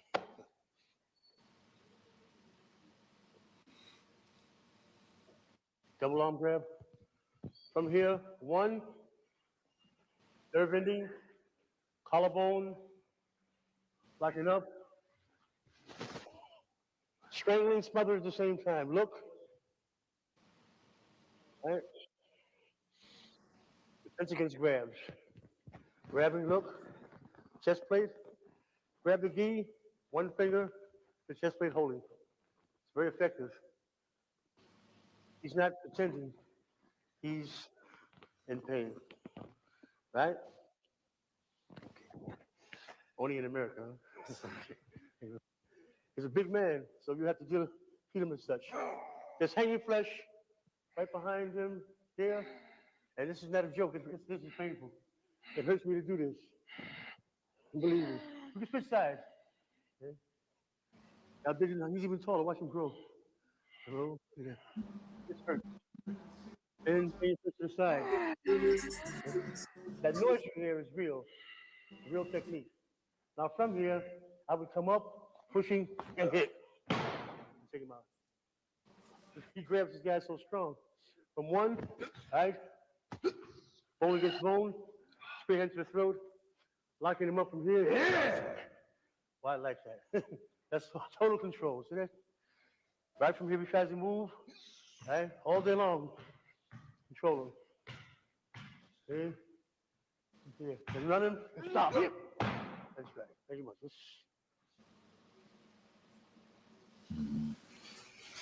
What more can we say? One of the things that another theme in this movie is that all the rivers that you traverse in this movie in terms of grandmasters, all of them lead back to Moses Powell in some way, shape, form, or fashion. Yeah. All of them. The chief professor, the late Grandmaster Khan, Latif Sadiq, Sifu Watt, all of them in some way lead back to this man. As we get ready to get out of here, tell us a little bit about your perspective or your assessment of Moses Powell and his contribution to New York martial arts. Okay, great. There was a time, well, not a time, he's been called the father of black martial arts. There was a time I didn't understand that, because when you look at him in conjunction with old sensei George Cofield, old sensei Ronald Duncan, old sensei Thomas LaPuppet, George Elmore, sensei George Elmore, and the list goes on. These men were older than Dr. Powell, and they were doing martial arts, training martial arts, teaching martial arts before he had even been introduced to martial arts. So I had a hard time understanding, how is he the father of black martial arts when all of these great men preceded him? And it was the chief professor that explained this to me, because up until that point, I didn't understand it. And he said, all of those other great martial artists that preceded him, their contribution to us was that they took what they learned from the Chinese, the Japanese, some even learned from Germans in the case of Sensei George Elmore, and they represented that to us. Great.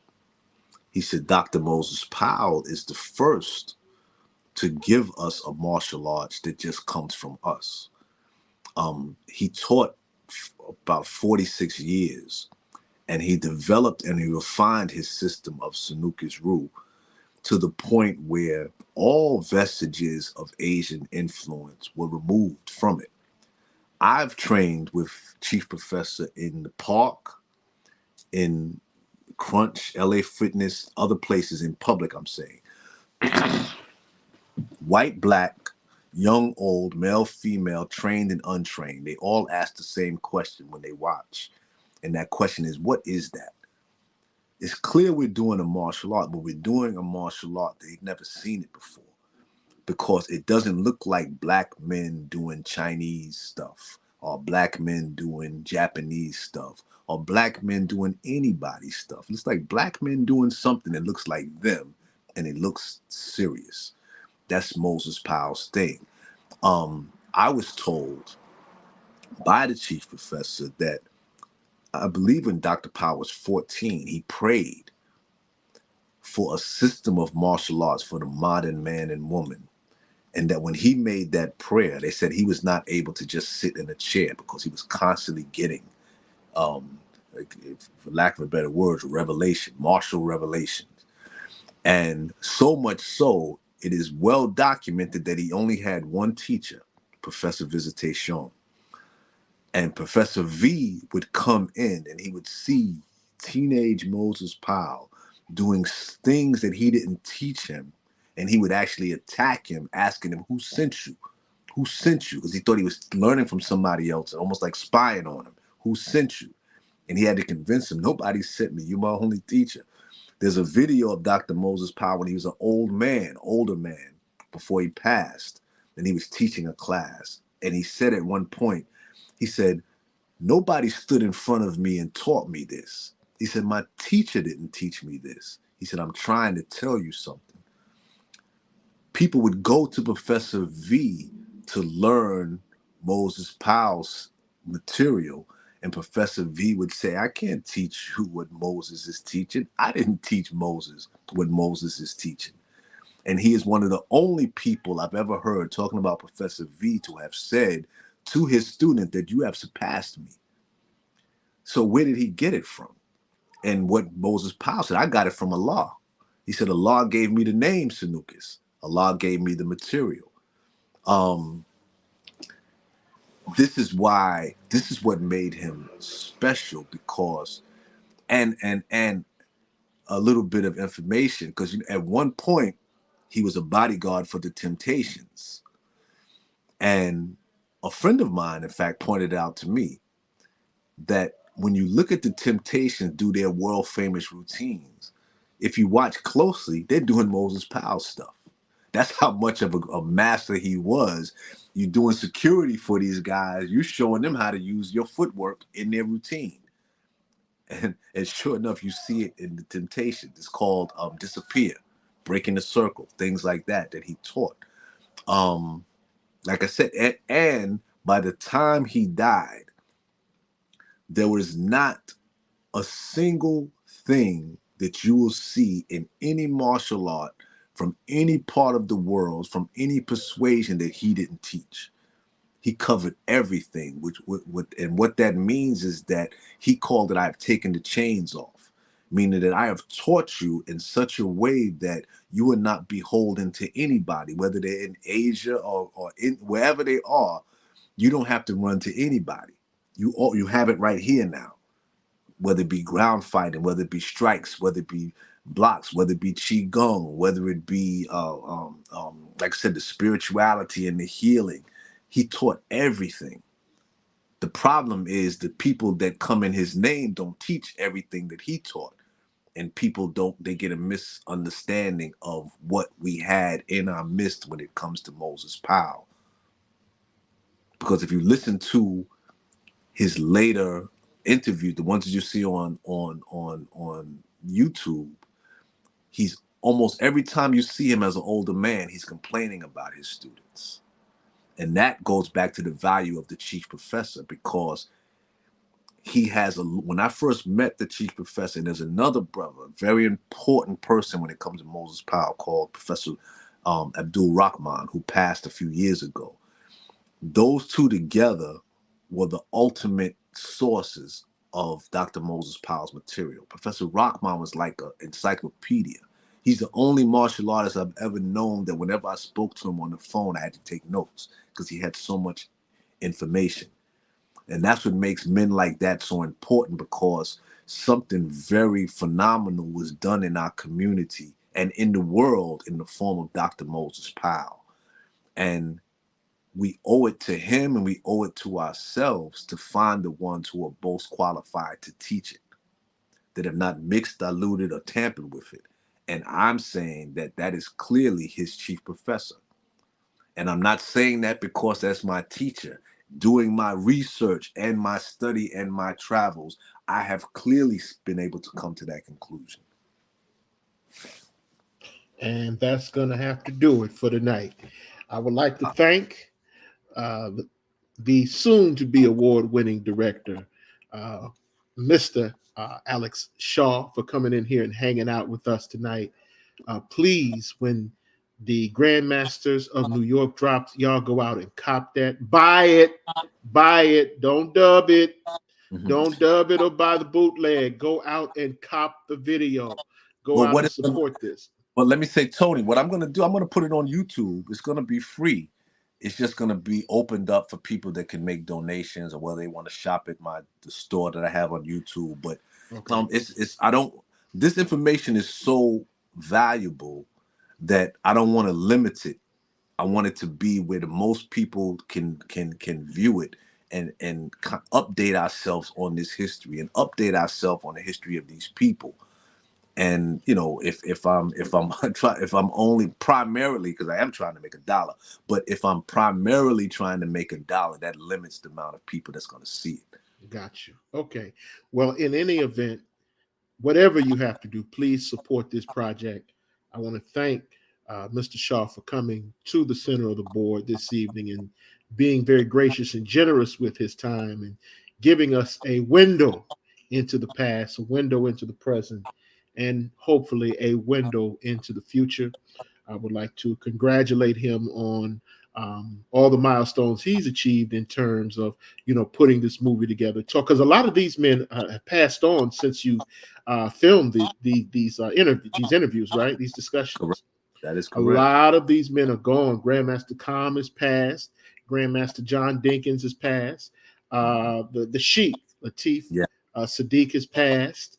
And God knows who else has passed. So we are losing our great ones, and it is important that we keep them alive in the history, in the annals of history, in the annals of the history of our community. So in this vein, that this project is very important, and we want to thank Mr. Shah for his contribution and for all of his sacrifice in order to allow us to have that continuum.